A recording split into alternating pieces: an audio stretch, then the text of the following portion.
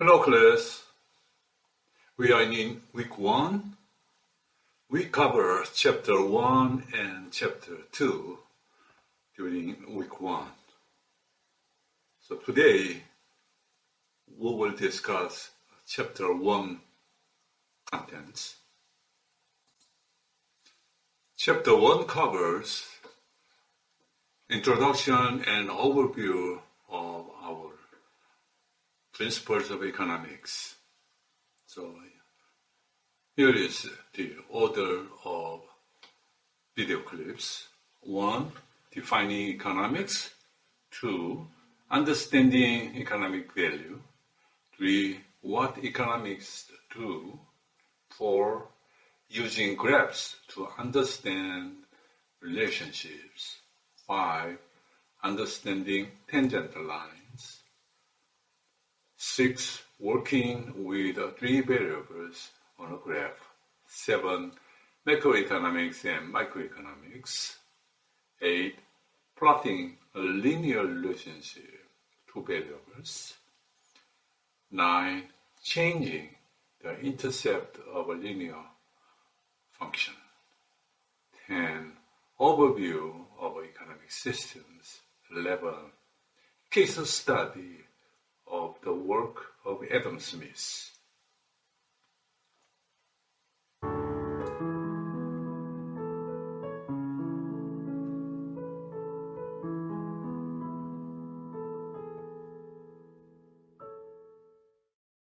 Students sometimes begin the economic course with a misperception, and that is that economics is about money. Absolutely not.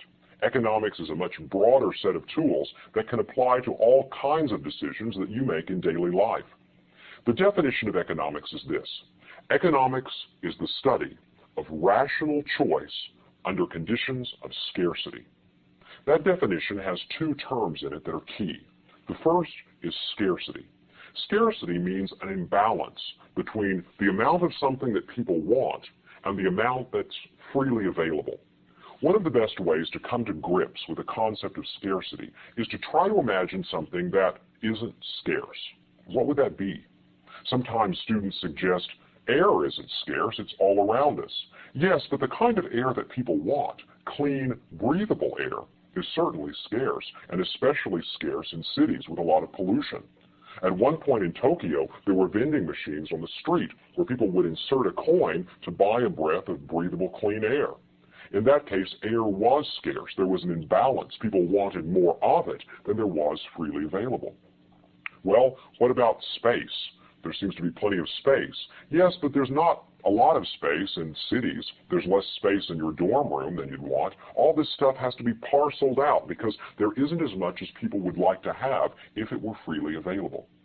What about garbage? There seems to be plenty of garbage, no scarcity of garbage. Aha, but see, that's where the definition comes into play. It's not that there is an infinite amount of garbage. There is a strictly limited amount of garbage. The reason garbage is not scarce is that nobody wants it. Scarcity is an imbalance between the amount of something that people want and the amount of that good that is freely available. Anytime something is scarce, we've got to figure out how to use it, how to share it, how to parcel it out among its competing uses. And that requires some kind of decision, some kind of choice. And that leads us to the second term, rational choice. Rational choice, or the word rationality in economics, refers to people making calculated, self-interested decisions. It requires that you be willing to consider costs and benefits, all of the factors that are involved in a decision, and choose that course of action that is most satisfying to you. The one that maximizes your wealth, the one that maximizes your company's profits, the one that maximizes your satisfaction from the way you use your limited income or your limited amount of time. We say that an agent is rational if that agent considers cause and effect, if that agent considers the consequences of his or her choices and chooses those courses of action that provide the most satisfaction. Rational choice is calculated self-interest. So if we have calculated, self-interested people operating in a situation of scarcity, then we've got economics. One example of this is the concept of opportunity cost. We imagine that when people make a choice, they consider the opportunity cost of that choice. The opportunity cost of a choice is the best alternative you give up when you make that choice. For instance, if you go to your economics class one morning, the best alternative might have been an extra hour's worth of sleep. Rather than staying in bed and sleeping, you chose to come to your economics class instead. The sleep was the opportunity cost of your choice. If you are enrolled in college this year, you're getting a good education, which might be satisfying in its own right. It may also be that that education is your key to a higher salary that leads to more goods and services in the future. But the opportunity cost of those goods and services in the future and the satisfaction of your expanded mind is the money that you're not making now and all of the toys that you could be buying with the income that you're giving up. Because you're in school, you aren't holding down a job with all the time that you are using studying and attending classes. The time away from work is lost income, lost goods and services, and lost satisfaction. So the opportunity cost of your investment in your future is the present satisfaction you could get from a higher paycheck. There's an opportunity cost. There's no such thing as a free lunch. Anything that you enjoy at the cost of giving up something else. If you enjoy driving a pickup, the opportunity cost is you're not driving a Volkswagen that day. If you enjoy a vacation to the Bahamas, your opportunity cost might be a trip to California. Every choice you make involves an opportunity that you don't choose. Well, what does this have to do with money? Not very much. See, the point is, economics is not about money. Economics is about analyzing the way people make choices in conditions of scarcity. We can make predictions about how you choose to use your time between studying, working, playing, spending time with friends. We can come up with an economic model that predicts the way you'll respond if we know enough about your preferences, your abilities, and the constraints that are put on you from the outside. We can also come up with economic models of who people choose to marry, economic models of when countries go to war. There are even economic models of which religions people choose to affiliate with. One economist has even suggested that you can come up with an economic model of who chooses to commit suicide as an economic calculation. If the costs and the benefits are aligned properly, people just choose to check out. Now, some people are offended by this. They think, well, why should we have an economic model of these very personal things? And maybe you're right. But the point is, economics is a very flexible set of tools, and it seeks to apply itself anywhere rational agents are operating in a situation of scarcity. Anywhere that there are goods and services that are strictly limited, that have to be shared in some way. In the next lecture, we'll look at another definition of economics, one that has to do with value, and this might seem a little more applicable to business.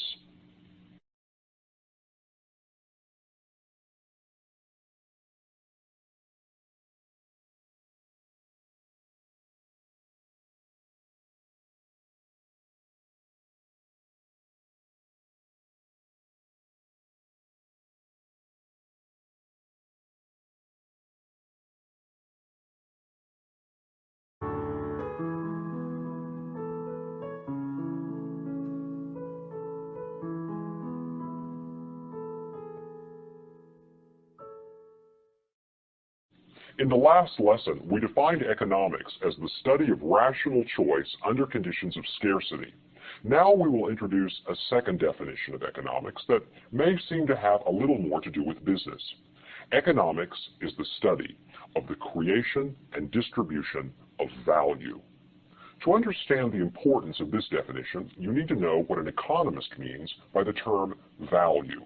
And value sometimes becomes a bit of a squishy concept. We know what it is, but it's hard to measure in some cases, and therefore seems difficult to define. Value is simply the difference between the benefit of an activity and the cost of that activity. It's a kind of measure of profit or extra satisfaction. For instance, suppose I sell bread in my bakery. If I can sell my bread for $5 and the cost of producing the bread is $3, then I'm creating $2 worth of profit. In some sense, that $2 worth of profit is the value of the bread, but it's a little more subtle than that. Suppose you have an apple, and I come along and offer to trade you your apple for my peach. Would you do the trade? Sure you would if you like the peach more than the apple. The trade has a benefit and a cost for you. The benefit is you get a peach. The cost is you give up an apple. The apple is the opportunity cost of the peach. The benefit from the peach is weighed against the cost of parting with your apple. Value is created if you like the peach more, because then the benefit is greater than the cost. But exactly how much value is created by this trade? In order to know how much value is created, we need some kind of yardstick, some way of measuring benefits and costs. And one way that we can do that is to use money as the yardstick, to assign dollar values to benefits and to costs. Suppose you think the peach is worth $1. That is, you would be willing to spend $1 on this peach. And suppose the apple is worth 40 cents to you. That is a measure of the satisfaction you would get from eating the apple. If I trade you your apple for my peach, you're getting a benefit that you value at $1. And the opportunity cost is the 40 cents worth of satisfaction that you would have received from the apple. $1 worth of benefit minus 40 cents worth of cost means that we have created 60 cents worth of value for you when you trade the apple for the peach. See, putting a dollar value on things allows us to measure economic value in a concrete way. But this sometimes will require us to put dollar values on things that we might resist. For instance, what is the benefit that you get from working at your job? Well, I get a salary and I can use that to buy toys. Well, a good approximation of the benefit you get from your job is the dollar value that you're paid for your work there. The paycheck that you receive might be a good approximation of the benefit you get from working at the job. Now, what about the cost of working at the job?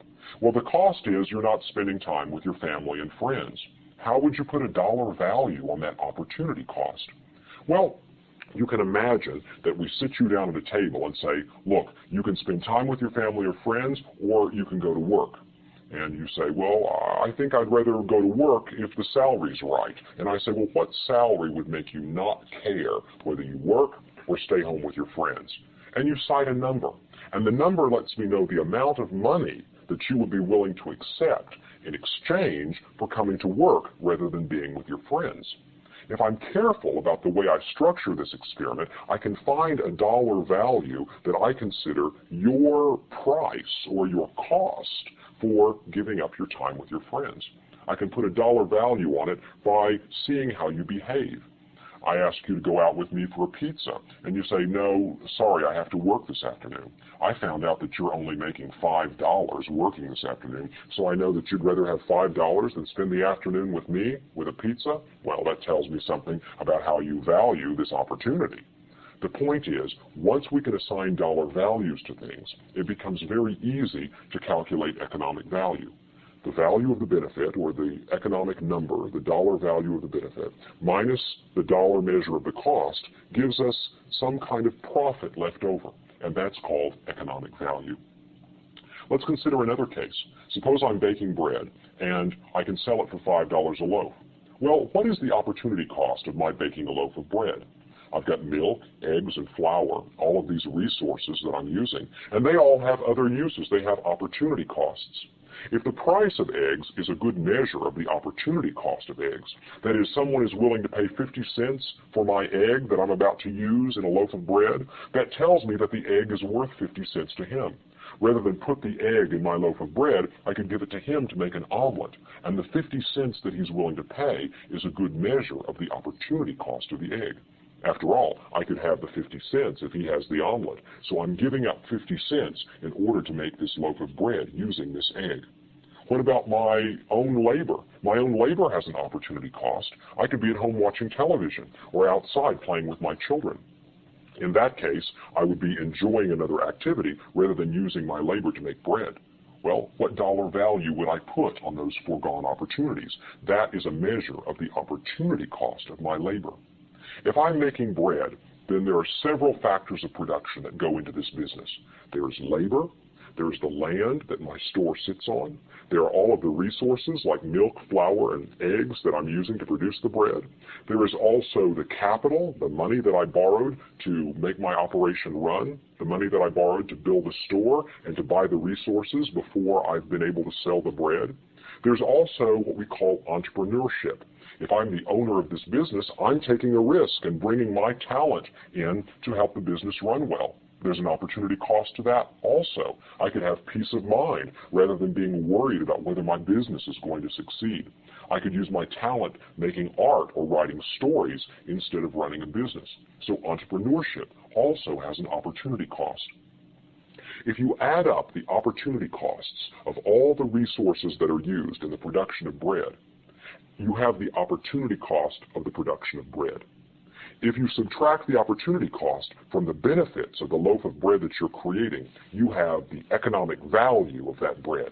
The economic value, the difference between the benefit and the cost of producing it.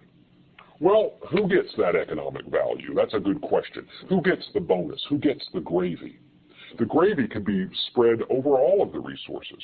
I might decide that I'm going to pay myself as an entrepreneur a very, very large bonus over and above the opportunity cost of my time and talent.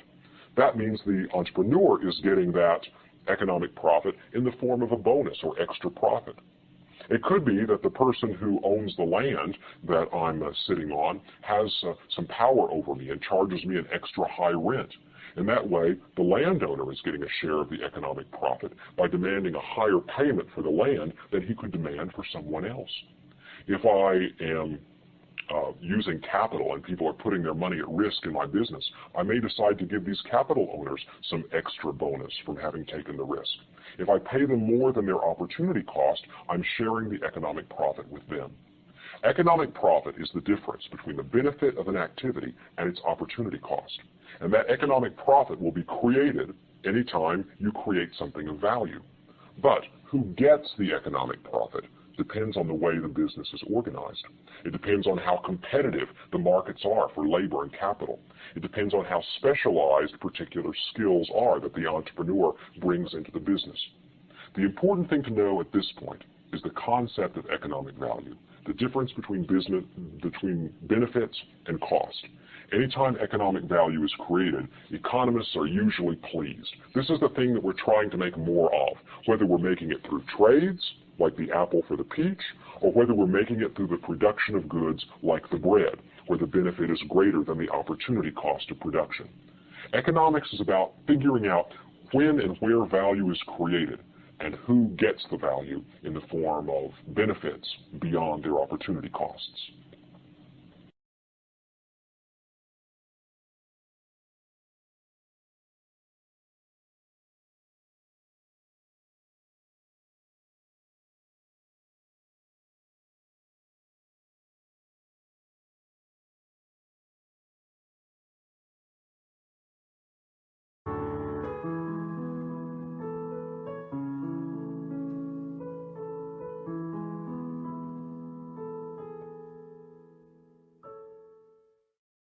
We've said that economics is the study of rational choice in the face of scarcity. Let's talk now about what it means for economics to be a study. Economics is called a social science or a behavioral science. And as a science, economics is a disciplined way of thinking through problems. The scientific method is a tried and true way for knowledge to accumulate, to ask questions, to craft explanations, and to come up with ways of testing those explanations against what's going on in the real world. So economics, as a science, uses the scientific method to understand the way the world works. The scientific method begins with a question. That is, all science begins with curiosity about the way the world works. If you want to be a scientist, you should develop the habit of curiosity. That is, asking the question why at least 3 times a day. You drive through a little town and you wonder, why are all the gas stations clustered on the 4 corners of the main intersection?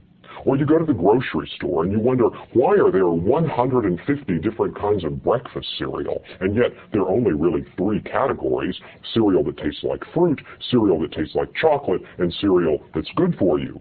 Why? Why? Why? Ask the question why, and you're training your mind to be scientific and preparing yourself to be sharper and more flexible.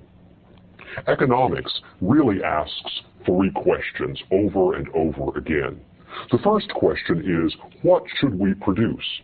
That is, what are we going to produce of all the possible baskets and bundles and combinations of goods and services that we can create in our economy? What combination of houses and cars and clothes and vacations and medical care are we going to create out of our limited resources? The second question is, how will it be produced? That is, how will we combine labor and capital and raw materials to create the goods and services that satisfy our needs and wants? And the third question is, who is going to get it? That is, how will these goods and services be divided among all of the people in the economy, each of whom wants more? What will we produce? How will it be produced? And who will get it? These are the questions that economics asks. Economics also asks more specific questions about each of these general categories, such as, what would happen if we imposed a minimum wage law on the labor market? Would it create unemployment? Would it increase the wealth of workers? What would be the consequence? We're asking a question here, and that's the beginning of science. What would happen if consumer income increases? Would it lead to more spending, or more saving, or something else? Ask the question, and the next thing you know, you'll find yourself at the second step of the scientific method. That is, you'll be building a model. What is an economic model? What is a scientific model? A model really is nothing more than a map. Think for a moment about the way a map works. You begin with a question. How do I get from the theater district to the Metropolitan Museum if I'm in New York City? Well, that answer is going to depend on the method of transportation that you choose. If you want to know how I would find the best walking route, that is, which streets should I take and can I cut through Central Park, you're going to want to use this map. It's a street map of New York City that has the parks and restaurants and theaters and museums right here in different colors. On the other hand, if you're planning to take the subway from the theater district and find out how close you can get to the Metropolitan Museum, you'll want to use this inset map, which instead of the streets, focuses on the subway routes, each of them being color-coded. The map that you want to choose depends on the question that you originally asked. If you're going to be riding the subway and your question is, which subway should I take? You don't need a map that has a lot of streets on it. You want all that detail cut away so that you can clearly see the subway routes. On the other hand, if you're going to be above ground walking on the streets, you don't care what's underneath you. The subway routes are irrelevant and would only add clutter to this picture. So a good map is one that includes enough information to help you answer your question, without irrelevant information that would only distract you and clutter the picture. The same is true with a model. If we want to ask ourselves, what is it that determines the amount of money that households spend on consumer goods and services each year? What determines consumer spending, and when does it rise and when does it fall? We're going to want to build a relationship between consumer spending and other variables that influence it. We're going to be looking for those variables that probably have the most direct impact on the consumer's choice to spend or save money, and to ignore the rest. So as we're building this model, we're going to want to include things like consumer income, taxes, the stock market, and other factors that influence how much money people choose to spend. We can probably ignore other things that bear less on the consumer spending decision, such as the gender of the children or the color of the breadwinner's hair. I mean, these are real facts from the real world, but they probably aren't very important in determining how much money people spend. Margaret Mead once said that a model that is completely realistic is no more useful than a map with a scale of 1 to 1. That is, the only reason the map helps you is that it's simple enough and simplified enough to help you see the big picture and the details that are necessary in helping you guide your way through the city. On a typical map, you won't see trees and dogs and cars because they're not necessary. And by eliminating them and showing you the grid of the streets, you are helped in navigating your way around New York.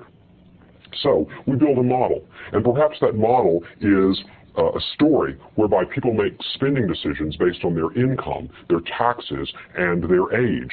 People who are younger tend to spend more, then save more in their middle years, and spend it in retirement. And we build a relationship among these variables, and that becomes our model of how consumers make their spending decisions. Now, once we've got a model, the relationships that we imagine hold among the variables allow us to derive certain hypotheses. Hypotheses are predictions about the way the world works. One hypothesis might be that an increase in consumer income leads to an increase in consumer spending. Now, that hypothesis is something we can test. We can go out and get data from the real world and compare the relationship between observed consumer income changes and changes in consumer spending. And if our data matches the predictions of our model, then we believe that we've explained something about the real world. We believe that since our story matches the facts, we've come to understand more thoroughly the way the world works. This is the scientific method. Ask a question, isolate the variables that are related and important and build a model, and then come up with some predictions or hypotheses that you can test against the data in the real world. And when that happens, you're doing science. Now, one of the things that helps you be a careful and disciplined scientist is looking at these changes in a careful way that is trying to isolate the variables from one another and looking at the effect of one variable while holding the other variables constant. For instance, we want to know what happens to consumer spending when consumer income changes. And we're trying to predict a relationship between income and consumption that will explain something about the way the world works. Well, if we want to do that, we need to hold constant the other factors that influence consumer spending decisions. So if we hold taxes constant, my pink bar here over the T means that I'm holding taxes constant.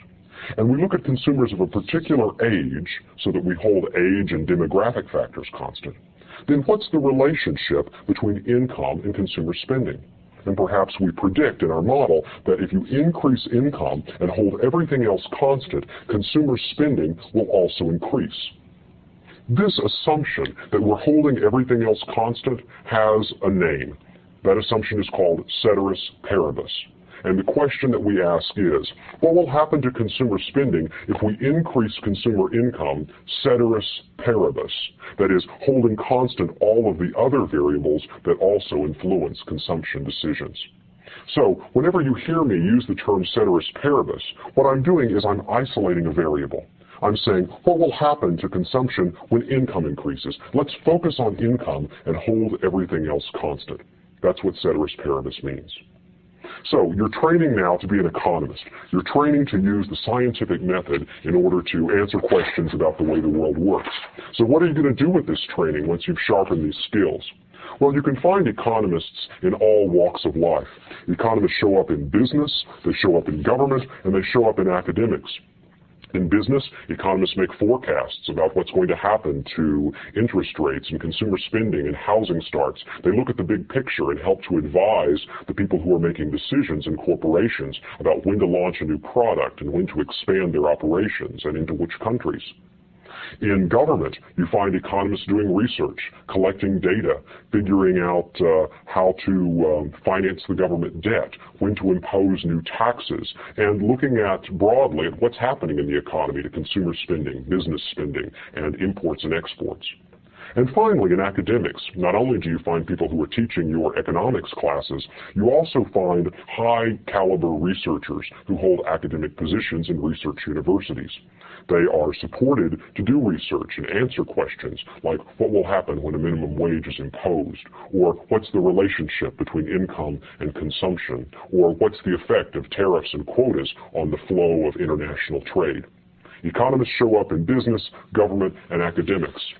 And as you train to be an economist, you'll find that you can use these tools even if your title isn't economist, because these logical, scientific ways of thinking pay off in all kinds of lines of business.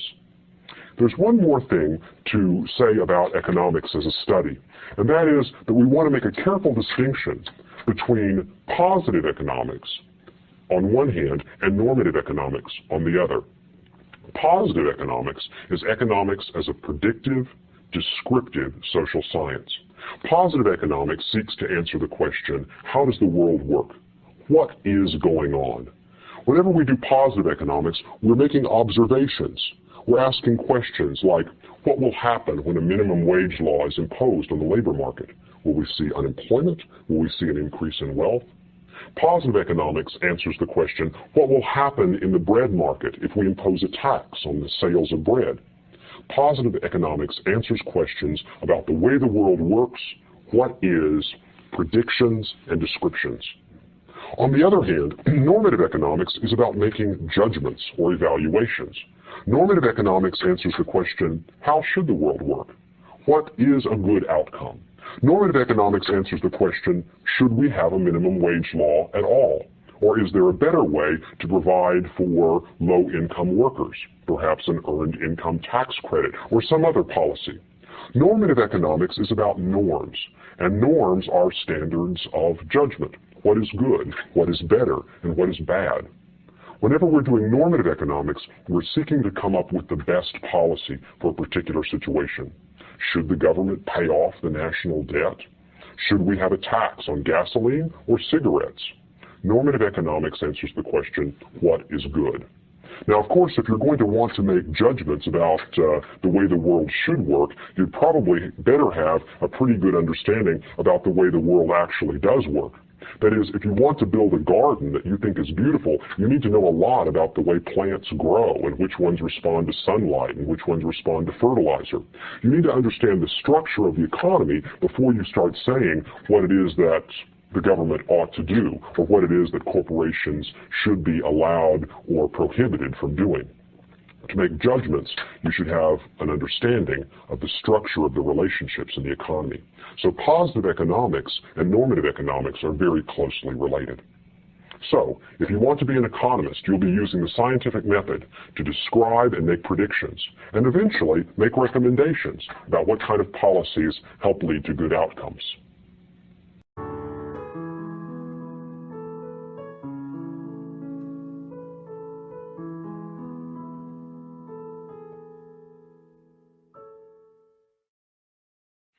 Economists use graphs to represent a lot of their analysis. So we'll take a while here to review how graphs work and see how we'll be applying them throughout the lessons. You're familiar with graphs like pie charts, which show you how one sum can be divided up into its parts. You're also familiar with bar charts that show you how a sum changes over time or can be divided up also into its parts. In economics, we're going to use graphs in two-dimensional space, and these graphs usually represent relationships between two variables, or in some cases, relationships among three variables. What we'll do in this lesson is show you how those graphs work and prepare you for tools that we'll be using in other lessons. Let's start by having a look at the two-dimensional graph space. We have a vertical axis along which we measure the quantity of one variable, and a horizontal axis along which we measure the quantity of another variable. And usually these two variables are related in some way that the economist finds interesting. Let's look at an example of information that we represent in this two-dimensional space. Suppose we want to graph the relationship between two variables, consumption and household income. Consumption is the amount of money that a household spends on goods and services, and income is their income, the money that they take in from work and other sources. Now, how are we going to represent the relationship between consumption and income? Let's start by graphing income on the horizontal axis, and I will use this abbreviation, INC, to stand for the household's income, and we'll measure this income in dollars. So I'll put a dollar sign here to remind me that everything that's measured on this axis is measured in dollars. Now I can calibrate the axis by marking off these tick marks and putting numbers along them so that I have a scale along which to represent my information.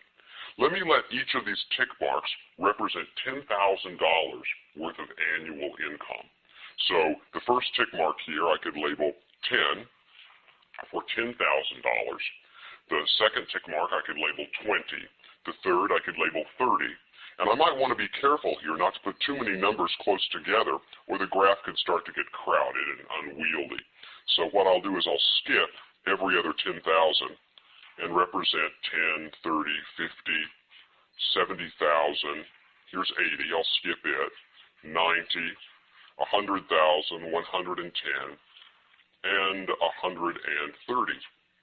And the numbers, of course, continue as you go out. The numbers increase, representing larger annual incomes as you move to the right. On the vertical axis now, I'll represent the other variable, and this is going to be consumption spending, which I'll represent with the letter C. So as I increase my vertical altitude here, I'm increasing the consumption spending of this household. I'll put a dollar sign here to remind me that consumption is measured in dollars. And I'll do the same thing that I did on the horizontal axis. I'll calibrate using tens, and I'll skip every other one so that I don't get too crowded. Here's $50,000 in annual consumption spending. Here's 70. Here's 90. Here's 110. And just let the numbers go on up. Now, what I do in this space, now that I've created it, is I can represent information about consumption spending. Suppose I have a table of numbers, and one of the numbers that I have, suppose I have a table of numbers, and each one of these numbers represents the income spending information for a particular household. Each household, each data point that I have represents the behavior of a household. So I'm going to put data points in this graph, and each point will represent the behavior of one particular household. So suppose I have a household, and I know that their annual income is $30,000, and their annual consumer spending is $40,000. Now you might ask, how can that happen? If their income is only $30,000, how could they spend $40,000? Well, perhaps they have other sources from which to get money. Perhaps they have savings that they can draw on, or perhaps they receive payments from the government or other sources of income. So if I know that a household that has a $30,000 annual income is spending $40,000 a year on consumption spending, I will go up to this point and put a dot where those two numbers come together. Now notice, the horizontal coordinates of this point represent the income of the household, that is $30,000. The vertical coordinates represent the consumption spending. So see, each point in this space represents a combination of two pieces of information about a single household, their annual income and their consumption spending for that year. I can label this point with a pair of numbers that represent its coordinates. I'll write first the horizontal coordinates, that is 30, to represent their income, or 30,000. And second, I'll write the vertical coordinates of 40 to represent the spending data. Now, sometimes you'll hear the information represented here called the x variable, or this number called the x-axis. The horizontal axis is sometimes referred to as x, and the first number here represents the x-coordinate. Sometimes this axis is called the y-axis, and the number that's represented here is the y-coordinate. So the numbers in parentheses are the x and the y, the horizontal and the vertical numbers here, written side by side. And each point in this space will have two numbers, two coordinates associated with it. Now let's suppose that I have data on a lot of households, and I know the income and the spending for several households. I can represent the points in this space and form what we call a scatter diagram. The scatter diagram just tosses the points out in this space and looks at them. So why don't we do that? If I have information, say that a house that has an income of $10,000 was spending $30,000 that year, I can put a point here with a horizontal coordinate of 10 and a vertical coordinate of 30. Suppose I know that a household that had $90,000 annual income was spending $70,000, So let's put a point up here with a horizontal coordinate of 90 and a vertical coordinate of 70. By the way, what was that household doing? If they were spending less than their income, then they were saving the difference. And then, suppose I have a lot of other points. I'll just graph some samples here. Suppose I had a point like this one, and a point like this one, and a point like this one, and a point like this one, and so forth. Each point represents a combination of income and spending for one particular household. And as I fill in the information that I have, in each case I'm representing the household's income by the horizontal and the household's consumption by the vertical. This is a scatter plot. It's information arrayed in a two-dimensional space to represent two variables for each data point.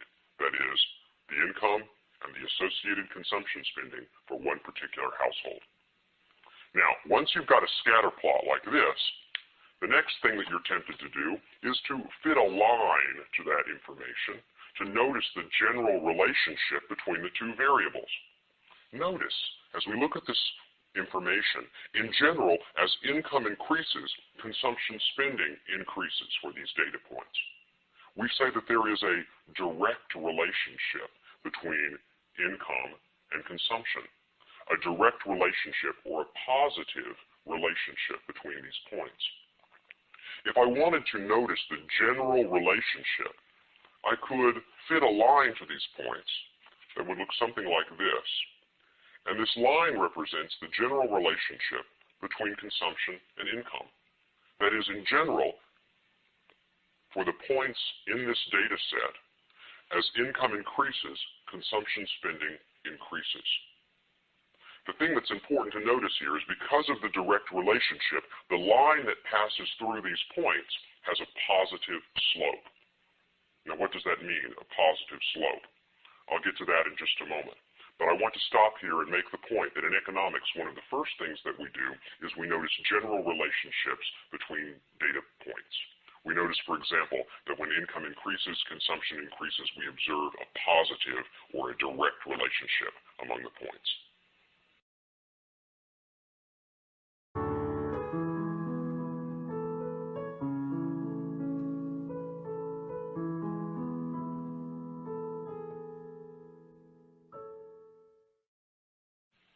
We've been looking at linear relationships between variables and how economists think about these. So far, everything that we've looked at has had a constant slope. That is, we've been analyzing straight-line relationships, such as the relationship between price and quantity in Bob's demand for hamburgers. Now we're going to look at a relationship that is not linear. In fact, it's what we call curvilinear. It is a line that's not straight. We're going to see how we draw a relationship like that and how we calculate the slope of a relationship where the slope is not constant. In order to do that, let's look at the relationship between labor and output for a firm that makes television sets. And I've made up these numbers so that I can fit a curvilinear line to them. Here is my relationship. If you have one worker working by himself, he can make a single television in a day. If you have two workers cooperating, they can make 4 televisions in a day. If you have 3 workers, 9, 4 workers, 16, 5 workers can make 25 televisions, and so forth. Now, notice this relationship is one of exponential increase. That is, the number of TVs are increasing much faster than the number of workers. So in this case, our slope will not be constant. Let's represent this relationship now in a picture. I'm going to take my axes here and use the axes to represent the amount of labor that the firm uses. So we're going to measure labor on the horizontal axis. And on the vertical axis, we're going to measure output. And in this case, it's going to be output of television sets. So each point in this space will represent a combination of labor and output. This is a production relationship. So, for example, one worker is able to produce a single television if he's working by himself. So since I've calibrated these axes where each of my lines represents 2 TVs, my first dot will be halfway up towards this point at one worker and 1 television set. So here's my first point on my product curve. The second point on my product curve will be 2 workers and 4 television sets. So that's going to be, at this point right here, 3 workers are able to produce 9 television sets. So that gives me a point like this. 4 workers are able to produce 16 television sets. So follow this line up here to 16. And 5 workers can produce 25 television sets, so follow this line all the way up to 25, which will be right here. Now, connecting these dots is going to be a little bit more complicated than connecting the dots in our earlier story. In the earlier story, all we had to do was pick any 2 points, draw a straight line between them, and we had a demand curve. But the production curve is not linear. That is, the slope is not constant, so I have to draw a curve that connects these points together.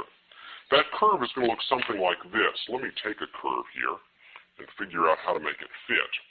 I want it to go through this point, and this point, and this point, and this point, and this point. And so my curve is going to look something like this. It's going to be an exponential relationship. So if I want to connect my dots, I'm going to have them lying along a blue line that looks like this. Let me go ahead and draw that blue line in. I could have kept that curve there and just drawn along it, but I'm going to try, and it takes practice to do this well, to connect my blue dots along a single curved line. It's like this. Well, that's not bad. So I'll go ahead and make this line a little bit darker.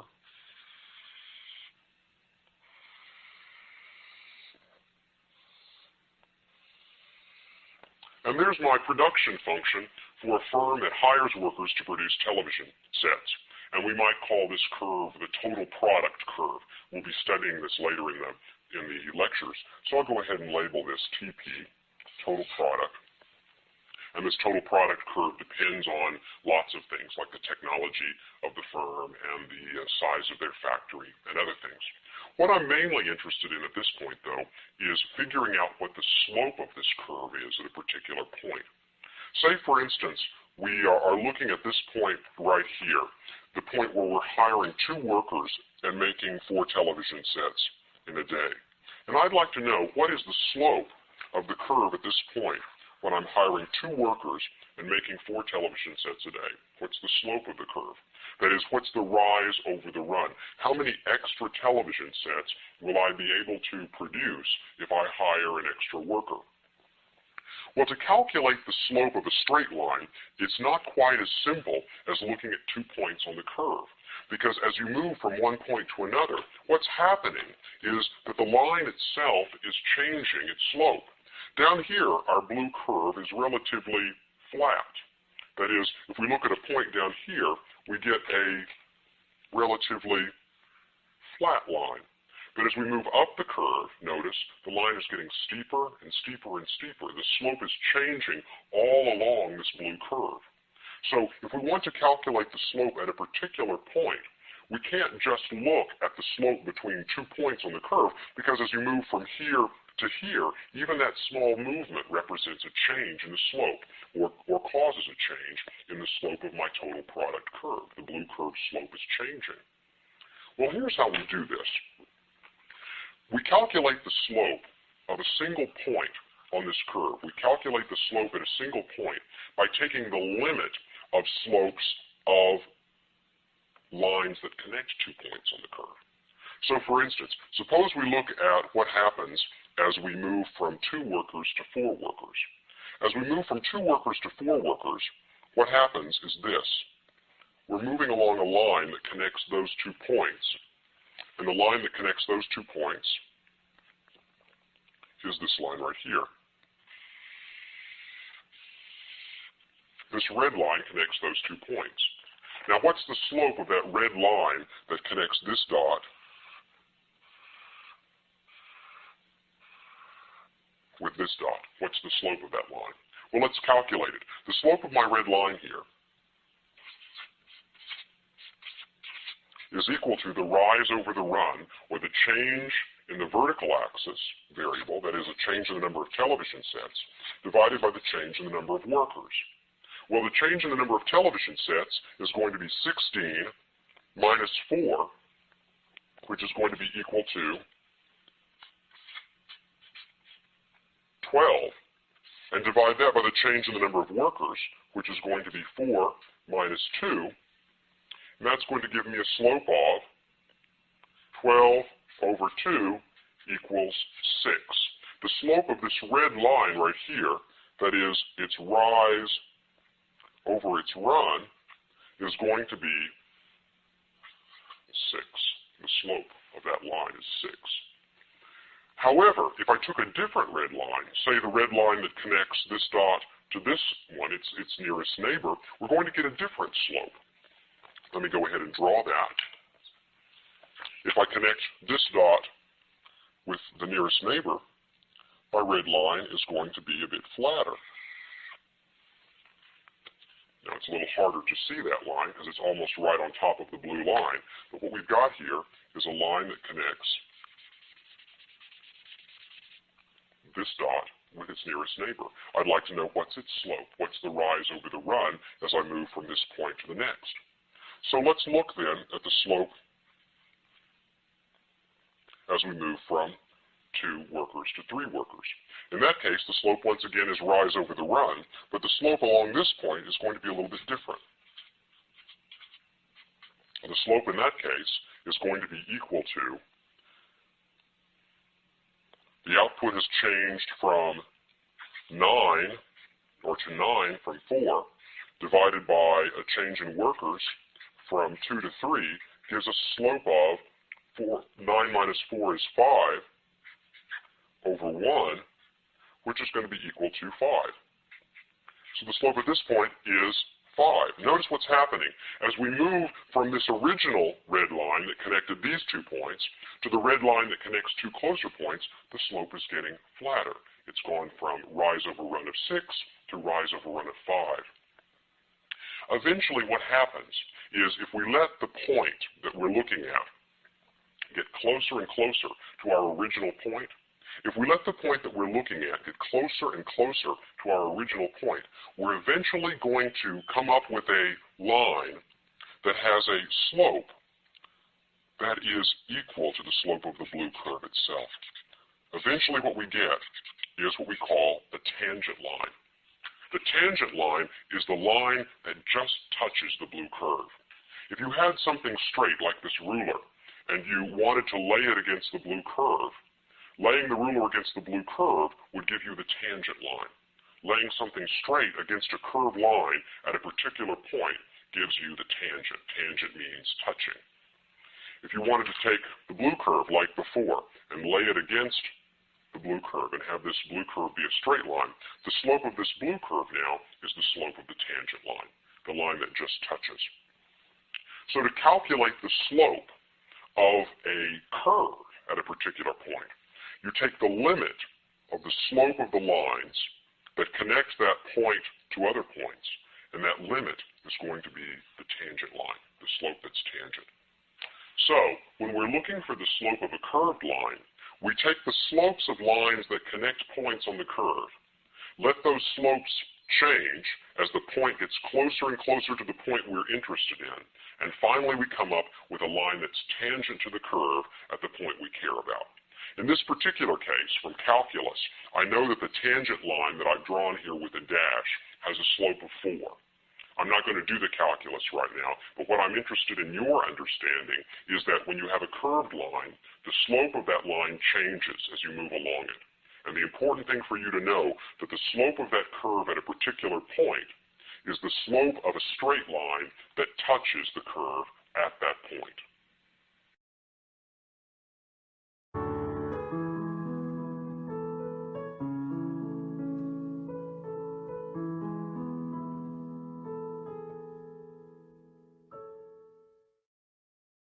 We've seen how economists use graphs to represent relationships between 2 variables. Now we'll see how an economist can represent a relationship among 3 variables in a 2-dimensional graph. The trick is you only change two variables at a time. Suppose we're interested in a relationship among three variables, and a good example would be making a map of a terrain. In this case, you've got three variables that change as you move across a terrain. One is your east-west coordinate, called your longitude. The other is your north-south coordinate, called your latitude. And finally, there is the distance that the terrain lies above sea level or below sea level, the altitude or the height of the point. As you move through a terrain, all three variables are changing: east-west, north-south, and height above sea level. So when we draw a map, how do we represent these three variables? Let's look at a set of data points, and then we'll show how we represent them in a graph. Suppose we have a set of combinations of latitude and longitude for which the altitude remains constant. That is, let's look at points that have a constant altitude of 1,000 feet above sea level. And if we identify a set of these points, we'll find that the latitude and longitudes that give us an altitude of 1,000 can be written down in a table. Suppose that at a latitude of 200 feet north and 600 feet east, we have an altitude of 1,000 feet. Suppose at another point, a latitude of 100 feet north and 100 feet east, we have an altitude also of 1,000. And finally, a third combination. Notice the trick here is I'm holding my altitude constant as I change latitude and longitude. All of these combinations of latitude and longitude have a constant altitude of 1,000. So let's move these numbers over to the box at the side and then show how to represent them in a graph.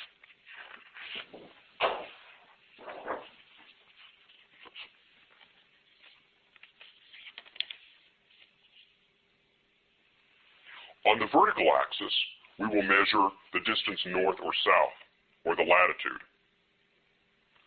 On the horizontal axis, we'll measure the distance east and west, or the longitude. And altitude we'll represent in a special way in the graph, and I'll show you in just a moment. So let's look again at those points that we started with. Suppose that we are considering the point 60 east and west, 200 north and south, and an altitude of 1,000. That will lie in this picture in this way. First, put the longitude on the horizontal axis. The longitude of 60 means that we are at a point like this one. The latitude of 200 means that we are up here at 200. So I'll put a dot here to represent that combination of latitude and longitude. With 100 and 100, we also get the same altitude. And finally, with 280, we get the same altitude. Each of these three dots represents a latitude and a longitude combination with a constant altitude of 1,000. So what I can do to make it easier is I can connect all the points that have an altitude of 1,000 and label this curve 1,000. This collection of points is sometimes called an isoquant, from the word that means same quantities. That is, each of the points on this curve represents a combination of latitude and longitude with a constant altitude of 1,000. Now, this is not the only isoquant that we can draw. We can now change the altitude and find another set of combinations of latitude and longitude that have a different constant altitude. Let's consider another set of information here. Suppose we look at this table of numbers. Here are combinations of latitude and longitude that have a constant altitude of 2,000. 200 north and 200 east gives us an altitude of 2,000. Same with 140 and 300, and so forth. Each set of combinations here of latitude and longitude gives us a constant altitude of 2,000. So now let's represent this set of points with a different isoquant in the same graph. Let's start with a combination of 200, 200, with a longitude of 200 and a latitude of 200. We're going to get this point right here, and that has an altitude of 2,000. We also get an altitude of 2,000 with a longitude of 140 and a latitude of 300. That would be this point right here. 300 and 100 gives us another combination with an altitude of 2,000. And finally, one last point. Here, at a latitude of 300 and a longitude of 380, we also have an altitude of 2,000. Now, we can connect all of these dots to get another isoquant, that is, another collection of points where the altitude is constant, this time at an altitude of 2,000. However, notice this dot lies way up here. It doesn't appear to be on the same curve as these three dots. In fact, if I had more points, what I would see is that this isoquant is actually an oval shape that comes around and connects to itself. Unlike this isoquant, which doesn't appear to bend back on itself, here's a complete set of points where all of these dots form a closed oval with an altitude of 2,000. If I had other altitudes, I could form other isoquants, that is, other points with constant altitude. For example, this oval might represent a set of points that have an altitude of 3,000. And finally, here in the middle, there might be a point at the top of our hill that has an altitude of 3,500. Here, then, is our isoquant map. What I've done is I've collected points together that have constant altitude. You can imagine here a topographical map where the altitude is rising as we move up to the northeast, and then after you go over the top of the hill, you begin to lose altitude. In fact, what you're seeing here are cross-sections of a hillside. Imagine a plane coming through and lopping off a hillside at a certain altitude. Here's what it would look like if it were lopped off at 1,000. Here's what it would look like if it were lopped off at 2,000. Here's the shape of all of those points with an altitude of 3,000, and so forth. This is the way an economist represents three dimensions in a two-dimensional graph. We use the two axes to represent two of our dimensions, in this case, east and west and north and south. And we use the third dimension in the graph, and we represent the third dimension in the graph as the numbers on the isoquant lines. Later, we'll be using this tool to represent consumer preferences, as well as the trade-off between factors of production in the making of goods and services.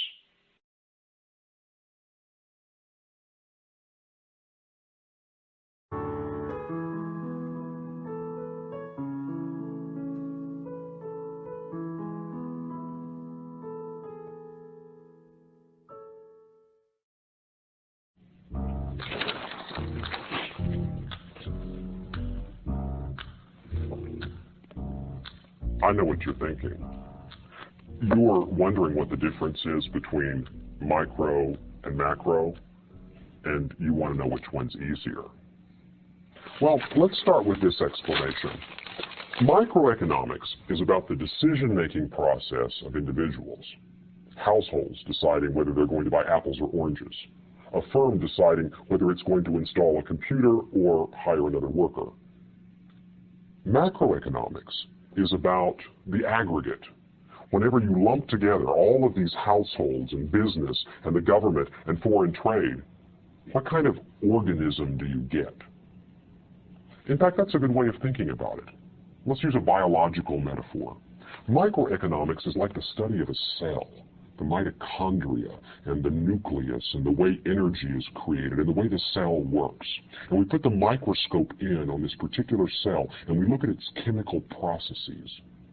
Macroeconomics is stepping back and letting these cells merge until they become a body, something that doesn't look like a cell at all, but in fact has arms and legs and does different things.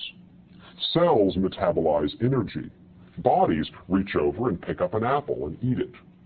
Macroeconomics is about the study of the economy as an organism. It's an organism that has its own vital signs, like inflation and unemployment and the interest rate and the money supply.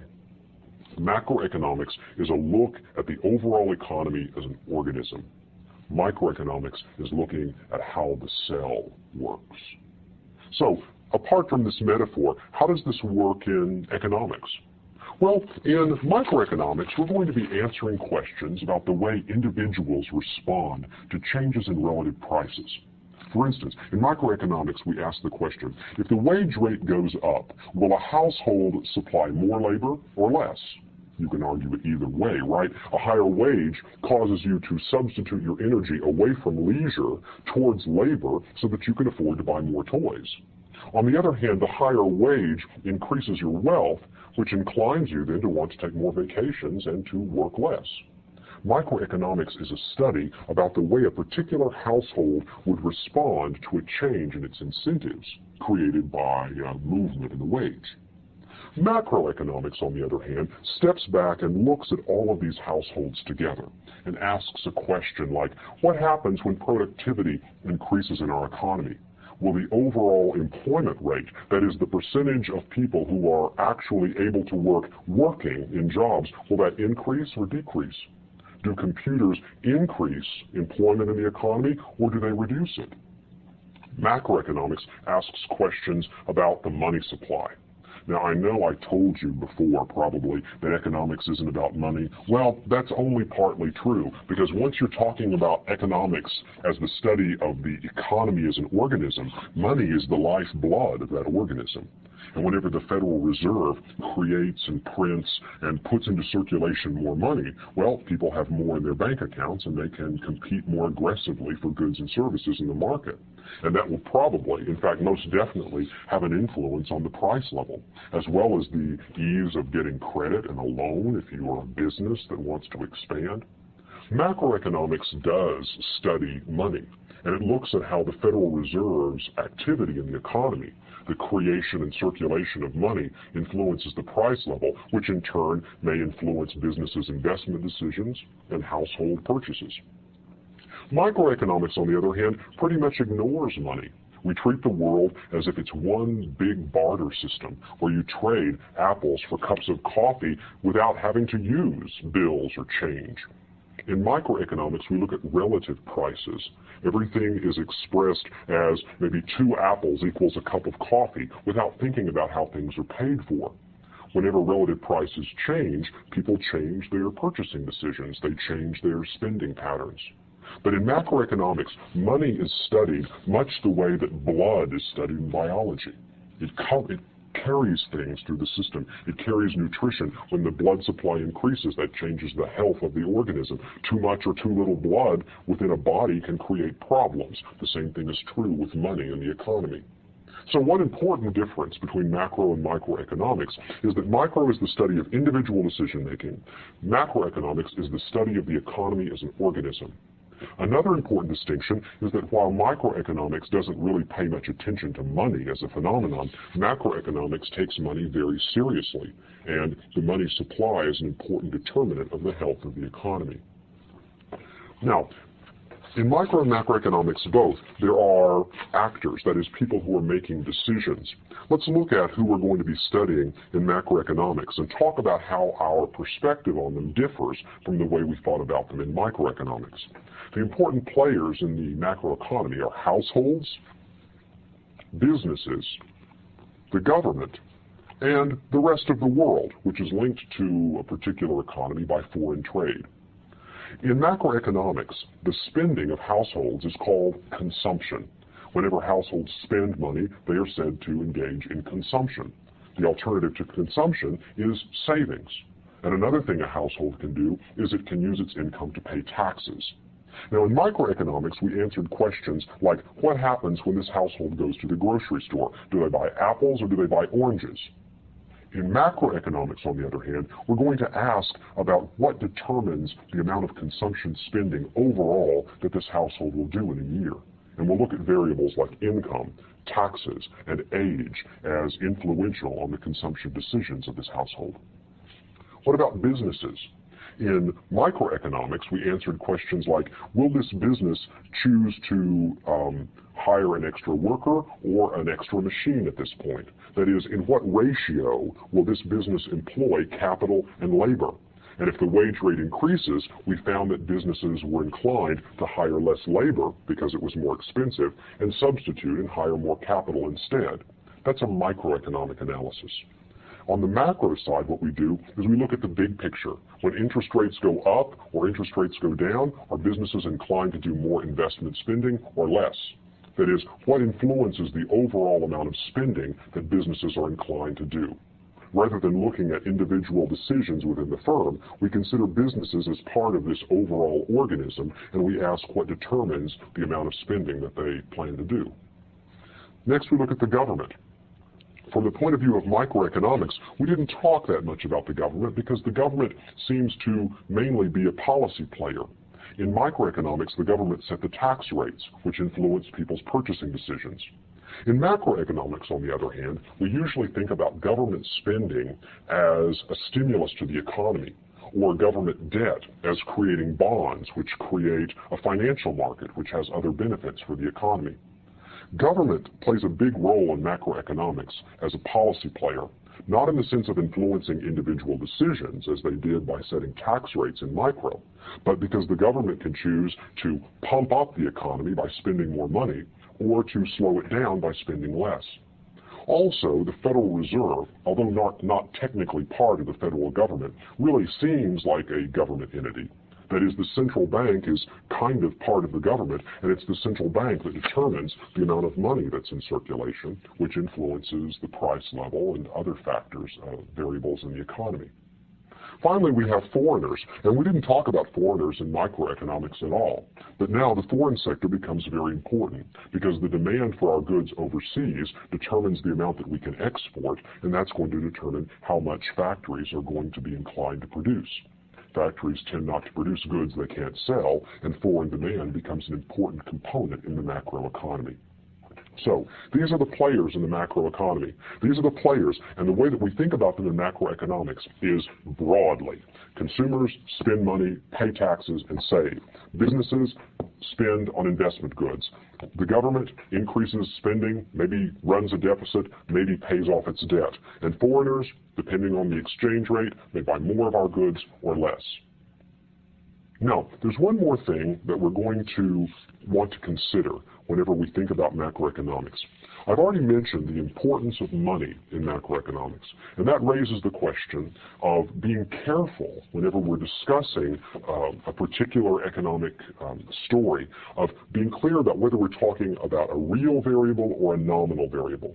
Anything measured in terms of money is considered nominal.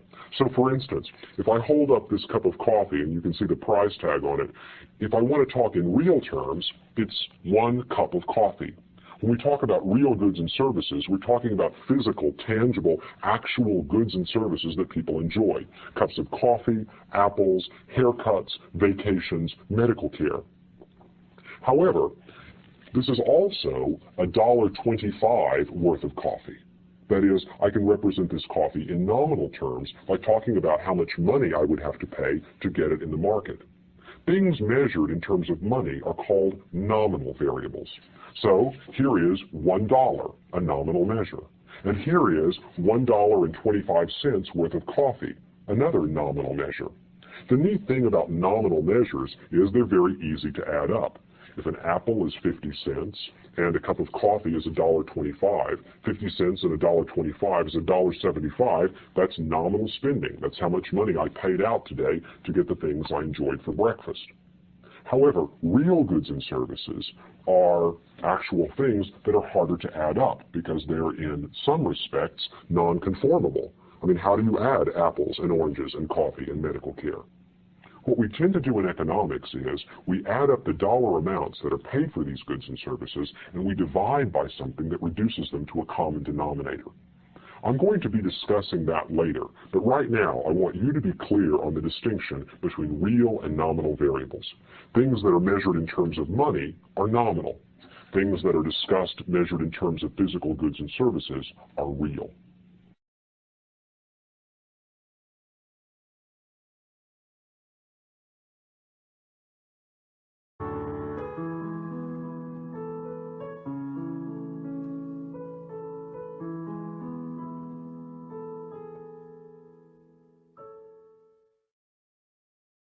Now we'll look at another relationship between two variables represented graphically. In this case, we'll look at the behavior of a hamburger customer, Bob, and we'll look at what Bob does when the price of hamburgers changes. I'm going to now look at a data set that represents the price of hamburgers and the quantity of hamburgers that Bob consumes every week. Let's look at the relationship between these two variables. When the price of hamburgers is $5, Bob doesn't buy any. They are too expensive. Even if the price drops down to $4.50 per hamburger, Bob still doesn't buy any hamburgers. If the price drops down to $4 per hamburger, Bob decides to treat himself to one hamburger a week. If the price falls to $3.50, Bob buys 2 hamburgers each week, and so forth. Every time the price of hamburgers drops by 50 cents, Bob decides to buy one more hamburger per week. And finally, if hamburgers drop down to a price of $1 apiece, Bob buys one every day. That is 7 hamburgers per week. Let's now represent this relationship between two variables, price and quantity, in a graph. First thing that I'll do is I will draw 2 axes and calibrate them. Here are my axes for this particular problem. The 2 variables that I'm interested in analyzing are the price of hamburgers and the quantity of hamburgers consumed per week. So let me go ahead then and calibrate my axes. On the horizontal axis, I'm going to represent the quantity of hamburgers consumed by Bob every week. So as I increase my distance from the origin, that is the place where the axes intersect, as I increase my distance from the origin horizontally, Bob is buying more and more hamburgers every week. And those numbers are represented here, 1, 2, 3, 4, and so forth. On the vertical axis, I'll represent the price that hamburgers sell for. The sale price of hamburgers is represented on the axis here, increasing $1, $2, $3, $4, and so forth per hamburger. So on the vertical axis, we have price per hamburger. On the horizontal axis, we have hamburgers consumed per week. If you look in the box, you'll see the information that we were just looking at about Bob's behavior. In the box, you see the number of hamburgers that Bob buys at different prices. I'm going to now transfer that information that's in the tables into a picture here, a representation of the relationship between price and quantity. Let's start then with a price of $5, Bob buys no hamburgers. At a price of $4.50, Bob also buys no hamburgers. So we have points here that are actually on the axis. That is, 0 hamburgers are purchased. So Bob is behaving in a way that gives us points that are on the axis. So here's a price of $4.50 per hamburger and no hamburgers consumed in a week. Now, when the price drops down to $4 per hamburger, Bob actually buys a hamburger. Now we have a point in our space that's right here, 1 hamburger at a price of $4. So that gives us a dot right here to represent Bob's behavior. The coordinates of this point are 1 and $4. If the price drops down to $3.50, so we'll be looking at a price that's right here on the vertical axis, Bob buys 2 hamburgers per week. So now we have a point that looks like this. At a price of $3, Bob buys 3 hamburgers per week. So now we have a point that looks like this. At a price of $2.50, Bob buys 4 hamburgers. So that lets us drop down to another point like this, $2.50, 4 hamburgers. In each case, I'm finding a pair of numbers like $2 and 5 hamburgers, and I'm putting a dot at the horizontal vertical coordinates. 6 hamburgers at $1.50, so find the $1.50 point, and 6 hamburgers, put a dot there. And finally, we get 7 hamburgers when the price drops down to $1. And that gives us a point like this. So these dots represent Bob's behavior. That is, the quantity of hamburgers that he consumes as the price of hamburgers changes. Now we can connect the dots in this diagram and form the demand curve for Bob. That is, we can draw a line that represents the relationship between the price of hamburgers and the number of burgers that Bob consumes in a week. Let me go ahead and do that. I'll draw a line here that connects all of these dots. And it looks like this. And this is Bob's demand curve. We can even put a label on it, say label it with the letter D, to let us know that this is Bob's demand for hamburgers, the relationship between the price of burgers and the quantity that's consumed.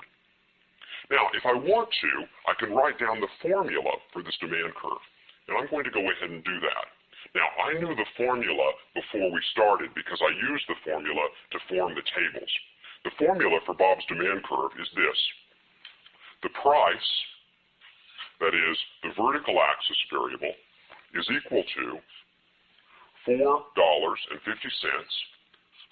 which is the price at which Bob will buy no hamburgers, minus 50 cents times the quantity of hamburgers that Bob buys. That is, for every additional hamburger that we want Bob to buy in a week, we have to lower the price of a hamburger by 50 cents. This is the relationship between quantity and price for Bob, and that is the formula for this line. Now, if that takes you by surprise, remember from your algebra class that if we have a variable that's measured on the y-axis and another one that's measured on the x-axis, that the formula for any straight line is equal to this. The y-axis variable is equal to a plus b times x, where y is the variable that we're measuring here, in this case, price. X is the variable that we're measuring here, in this case, quantity. A is the intercept, or the height here on the vertical axis when the x variable has a value of 0. In this case, Bob is buying 0 hamburgers when the price is $4.50 per hamburger.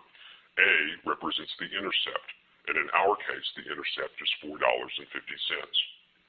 B represents the slope of the line, the rise over the run. And in this case, the slope is negative 50 cents. For each additional hamburger that we want Bob to buy, we have to lower the price by 50 cents. So B, in this case, is negative 50 cents. Let's take a moment and remind ourselves about the slope of a line. The slope of a line is equal to the rise over the run.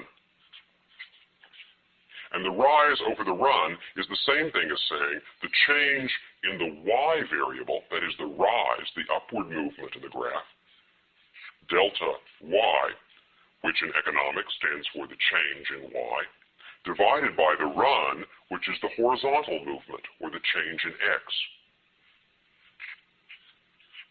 So if we want to know the slope of a line, we look at the change in the horizontal, or the change in the vertical variable, divided by the change in the horizontal variable, the rise over the run. Let's look at an example here. If we increase the price of hamburgers by 50 cents, say from $2 up to $2.50, Bob's behavior changes in the following way. Instead of buying 5 hamburgers now, he reduces his hamburger consumption to 4. This tells us the slope of the line, the rise over the run. The rise in this case is the change in the y variable, which in this case is an increase in the price of the hamburger by 50 cents. And the run is the change in the x variable. How does Bob's behavior change? And in this case, he reduces his hamburger consumption from 5 to 4. That is a change of negative 1. So if we wanted to calculate the slope of this line, we would divide the rise by the run. That is, in this particular case, the slope is going to be equal to 50 cents divided by negative 1 hamburgers, or negative 50 cents. Negative 50 cents is the slope of the line, and that's what you see right here in the formula. So for a straight line, the important terms are the vertical intercept, which shows up right here as this constant term, and the slope of the line, the rise over the run, which shows up as the coefficient on this variable. In this particular case, it's the coefficient on the quantity of hamburgers, negative 50 cents. Every straight line can be characterized by these two pieces of information, the intercept and the slope.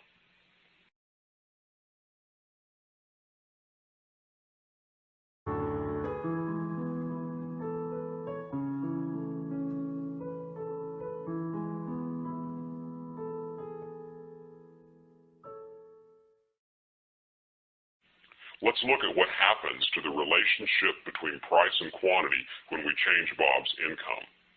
We've seen already that Bob has a relationship between the price of hamburgers and the quantity that he consumes per week. We looked at these tables last time, and we imagined, although I didn't say so, that Bob's income was $500 per week. Now, if Bob gets a bigger income, he's going to change his behavior. Let's suppose that Bob's income goes up to $600 a week. If it does, we might expect that Bob would spend more money on hamburgers than before. Let me replace the old set of numbers with the new set. This is Bob's behavior when the income that he earns goes up to $600 per week. In this case, we see that although he still buys no hamburgers at a price of $5 a piece, he'll now buy one when the price drops to $4.50. And then each time the price drops by 50 cents, he'll add one more hamburger to his weekly consumption, so that by the time we get down to $1 per hamburger, Bob's buying 8 hamburgers a week. That is, some days he's eating more than one. Let's now represent this new set of data in the graph that we originally drew. I'll go now back to my two-dimensional diagram with the quantity of hamburgers on the horizontal axis and the price at which hamburgers are selling on the vertical axis. Let's look at this new relationship between price and quantity, the numbers that are now in the table beside me. Let me take my pen and chart these numbers. We can see that now at a price of $5, Bob buys no hamburgers. So the intercept of our term, that is the lowest price at which Bob buys 0 hamburgers, has moved up. The intercept has moved up to $5. At a price of $4.50, Bob now actually buys a hamburger. So we have a point like this, $4.50 and 1 hamburger. At a price of $4, Bob is now buying 2 hamburgers. So we have a point like this, a combination of the price of $400 and the quantity of 2. At a price of $3.50, Bob is now buying 3 hamburgers. So I have the price $3.50, $3, the price of $3.50 and the quantity of 3 represented by this point, and so forth. Every time the price drops by 50 cents, Bob buys 1 more hamburger that he bought before. As we keep moving down to lower prices, we get larger quantities. We still have the same negative relationship between price and quantity. That is, we have the negative slope, the same negative relationship, but the numbers are now different. Here, down at a price of $1, Bob is buying 8 hamburgers per week. I can connect the dots now and form Bob's new demand curve. And let me do that with this new information. I'm going to use my straight edge here to try to draw things carefully. There's no point in being imprecise if I have all the information that I need to be precise. And here's Bob's new demand curve. The new demand curve, which I might label D prime, and the prime, or the apostrophe, just means a new relationship to compare to the old relationship. The new relationship between price and quantity has the same slope as the old curve. That is, notice the curves are parallel. For every 50-cent increase in the price, Bob still reduces the quantity of hamburgers that he buys by 1. So the rise over the run is still negative 50 cents. We've got the same slope. And sometimes we'll represent that by putting 2 marks on these curves, and the 2 marks mean that they have the same slope. They are parallel. The formula for this new curve is going to be given as follows. The price on the new curve is equal to the intercept, which is $5, minus the slope of 50 cents times the quantity of hamburgers, times the quantity of hamburgers that's consumed. The formula for the new line is going to be price is equal to $5, that's our intercept, minus 50 cents, the slope, times the quantity of hamburgers consumed. This is the relationship if Bob's income increases to $600. We might think of this as the curve shifting outwards. If we wanted to represent our original demand curve like this, then with the increase in income, we get a new set of points that moves the demand curve outwards. You can think of this as a shift in the curve. Let's look at another set of numbers. Now suppose that Bob's income drops from $600 a week back to a lower income of $400 a week. In that case, what's going to happen to Bob's consumption? Well, here's a table of numbers that represents the number of burgers that Bob consumes if his income is $400. And let's look at these numbers together. What we see is that at an income of $400, Bob is not going to buy a hamburger until the price drops to $3.50. That's the price at which he is first willing to purchase burgers. Then, as the price falls by 50 cents, he'll buy another one, and so forth and so forth. And when the price gets down to $1 a week, and when the price gets down to $1 per hamburger, Bob will buy 6 hamburgers per week. So in this case, we can see that at a lower income, Bob will buy fewer hamburgers at every price. Let's represent this set of numbers, which I'll move over to the box, on the graph. Going back to our diagram, with the price on the vertical axis and the quantity on the horizontal, if the number of burgers that Bob buys a week falls because of the decline in his income, we get a new set of points. Notice now that Bob will not buy any hamburgers when the price is $4 a week. So we can put a dot here at $4.00 to represent Bob's behavior with the lower income. This is going to be the new intercept, the lowest price at which Bob buys no hamburgers. If the price drops down to $3.50, Bob will buy his first hamburger. So we get a dot like this. If the price drops down to $3 a hamburger, Bob will buy 2 hamburgers. We get a dot like this, and so forth. Just go through and fill in the numbers from the chart. $2.50 gets us 3 hamburgers. A price of $2 gets us 4 hamburgers. A price of $1.50 gets us 5 hamburgers. A price of $1 gets us 6 hamburgers per week, and so forth. Now, if I want to connect these numbers, I can form the new demand curve for Bob at the lower income. So let me connect these dots. And when I do, I get a new demand curve. And this one we could represent by d double prime. Again, the primes just remind us we have a new relationship or a new set of points. And again, it's going to have the same slope. All 3 of these lines are parallel. One of them represents Bob's behavior when income is high. One represents Bob's behavior when income is in the middle, $500. And finally, the third represents Bob's behavior when income is low. The slope in all 3 cases, that is the rise over the run, is going to be the same. But the intercept is different. And that's what gives us these parallel shifts. This third relationship can be summarized by the equation: the price is equal to $4, that is the vertical intercept, minus the slope of 50 cents, times the quantity of hamburgers that Bob consumes each week. In this case, we have a lower intercept. The curve is closer to the origin, but it has the same slope as before. So, notice the difference between the 3 curves is their intercepts. The first curve is the one that's in the middle with an intercept of 450. The second curve is this one right here with a higher intercept. And the third curve is the one with the lower intercept. Each of these 3 is a relationship between price and quantity for Bob. The difference is in the income. And when the income changes, we get a whole new relationship between price and quantity.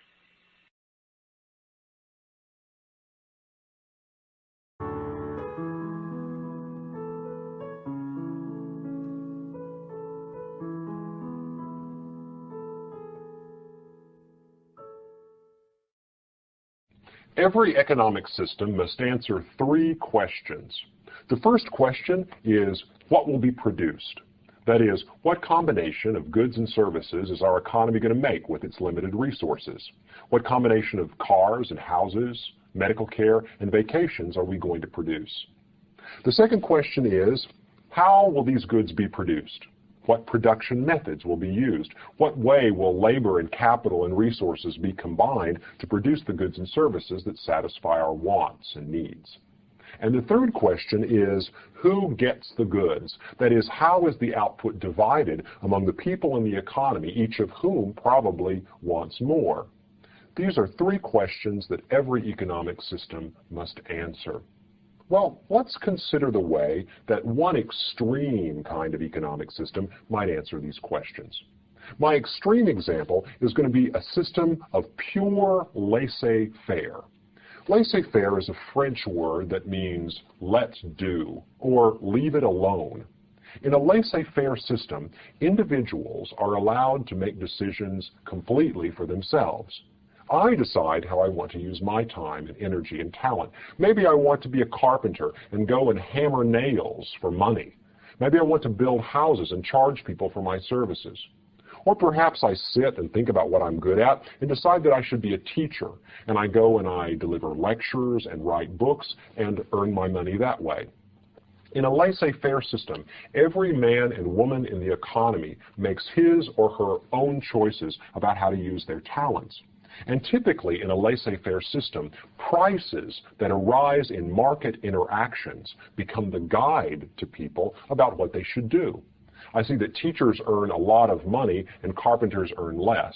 I'm a relatively good teacher. I'm not so great a carpenter, so I divert my energy into teaching. I train myself to become a better teacher. I'm responding to the incentives in the market prices. This is a laissez-faire system. It's a system in which people are directed, coordinated, and motivated by impersonal prices in the market. And these prices coordinate action among millions of people until they begin to hum along like a beehive, everyone specialized, doing his or her own thing. And the outcome is the wealth that is created. When some people make cars, other people are teachers, other people build houses, and other people raise vegetables. That's an extreme laissez-faire system. And what you get is the law of the jungle.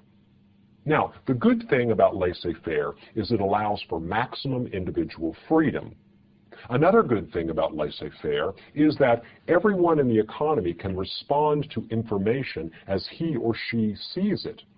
Information is distributed throughout the economy. You know things that I don't know. You see opportunities that I can't see.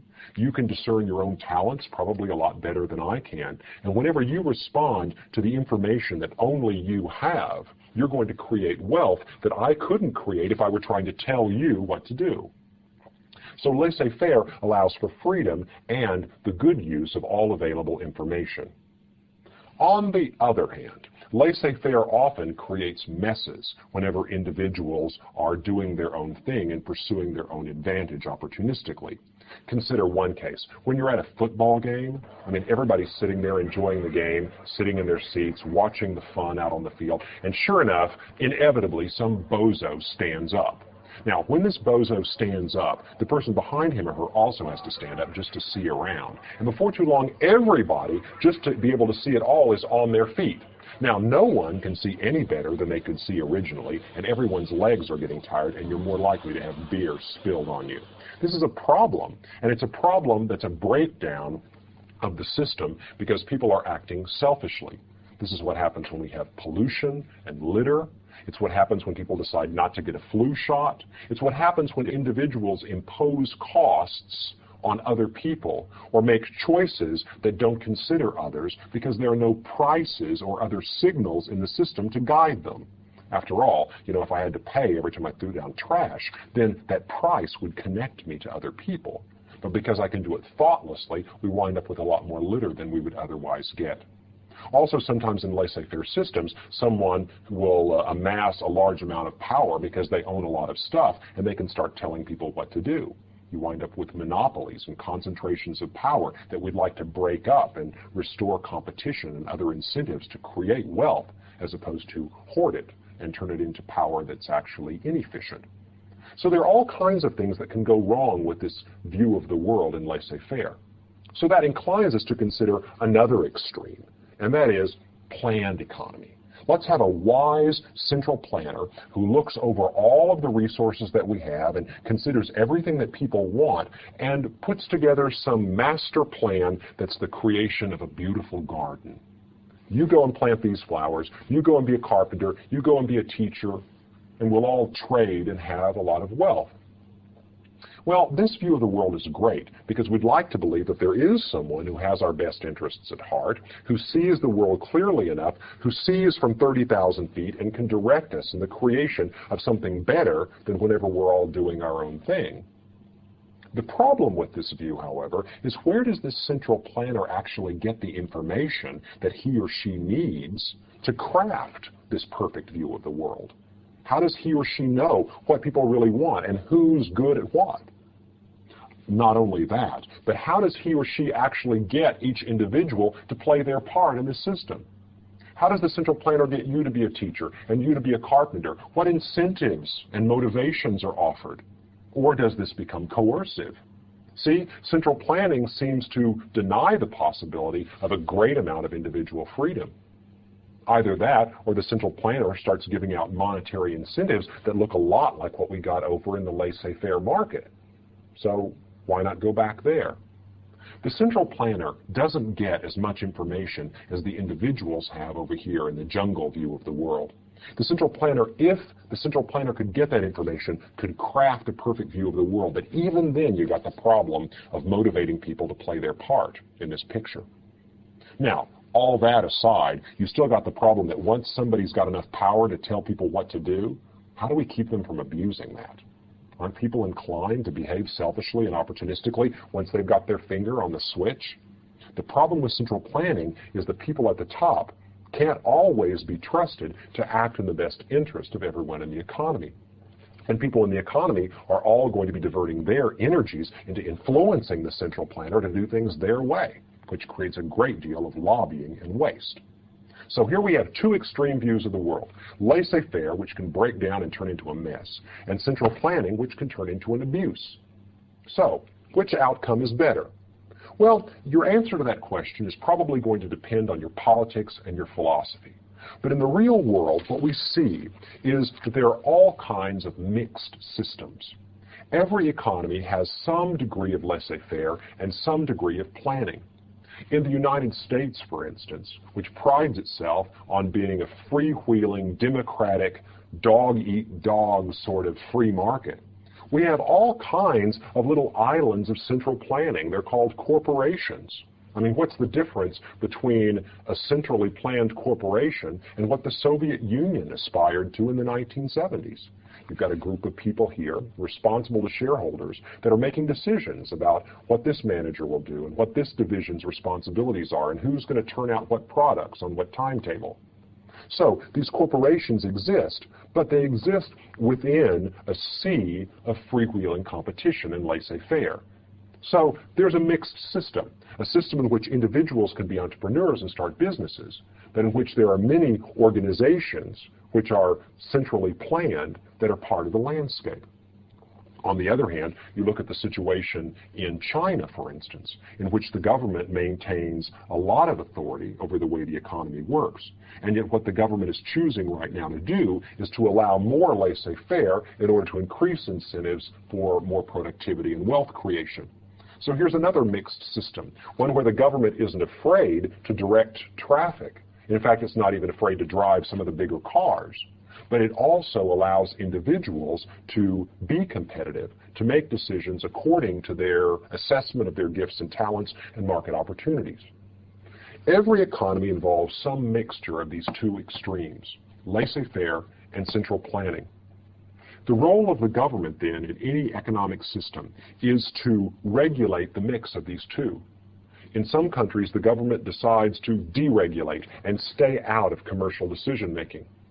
At the same time, however, trying to prevent everyone from standing up at the football game, trying to prevent the accumulation of monopoly power, trying to keep people from polluting and encourage people to get flu shots. Other governments decide to take a more active role in the actual allocation of resources. They direct bank lending. They allow licenses for certain people to enter certain kinds of work. You get more government involvement in these cases. But every country and every economic system can be placed on a spectrum, somewhere between the jungle and the garden, somewhere between the freewheeling, freedom-loving, free market, laissez-faire view of the world, and between the view of the world in which some wise planner oversees and directs people so as to create the best possible outcome. The truth is that whenever you're trying to use information well in a system, and whenever you're trying to allocate resources to provide the most satisfaction, that every situation is different, and every situation calls for some different mix between planning and free market.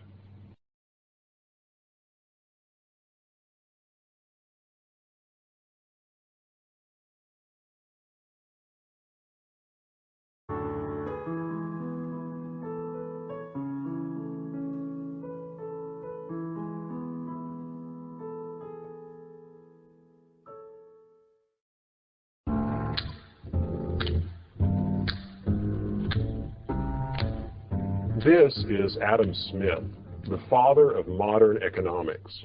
Smith was born in 1723 in Kilcaldy, Scotland, and apart from being abducted by gypsies at the age of 3, led a relatively unremarkable childhood. He went to college at Oxford University, where he studied moral philosophy, and at the age of 28 was appointed as a professor of logic at Glasgow University. A year later, he became the chair of moral philosophy. Moral philosophy is the study of the right way for people to live together.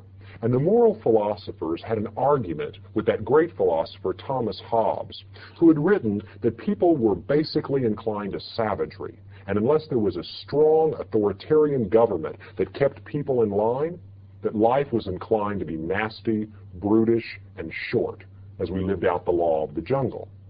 But Adam Smith disagreed with Thomas Hobbes, and the lectures that he gave at Glasgow University were compiled in 1759 into his first important book, The Theory of Moral Sentiments. Smith had a different view of human nature. He believed that we were hardwired to be compassionate and cooperative, that indeed there was a benevolent providence who guided us through the moral sentiments to get along with one another, to be trusting and cooperative, and that this nature was what made us capable of the production of great wealth. In this book, Smith argues that the foundations for civil society are our moral sentiments, our hardwiring towards respect for one another. Now, a few years later, in 1776, after Smith had moved to London, he published what has become his most important work, an inquiry into the nature and causes of the wealth of nations. In this book, Smith extends his view of human nature to become a foundation for a wealthy economy. Smith wrote this book about the time that the British Parliament was passing all kinds of laws to impede trade among countries.